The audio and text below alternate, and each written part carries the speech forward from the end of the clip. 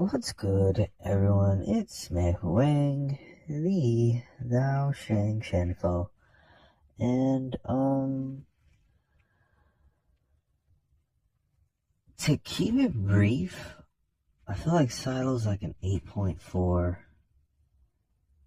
That's where I'm gonna keep my rating. At the highest, it's an 8.6 for I feel like anyone else, unless they just really like this type of dynamic.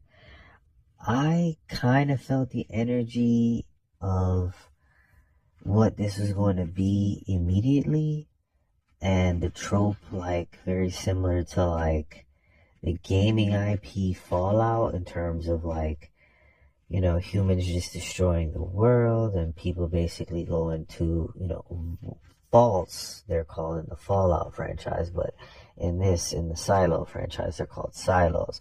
But it's the same dynamic, the same idea, and even outside of like Fallout in question as a comparison or comparative to Silo on the basis of talking about Silo in this capacity, or any capacity, that kind of trope of like humans rhetorically or otherwise destroying the world and then being, thrust into inner worlds where they basically live in like, a mechanical cavern and basically, are like reverse regressing as like cybernetic cavemen in one capacity or another where they live with technology but you're still cavemen.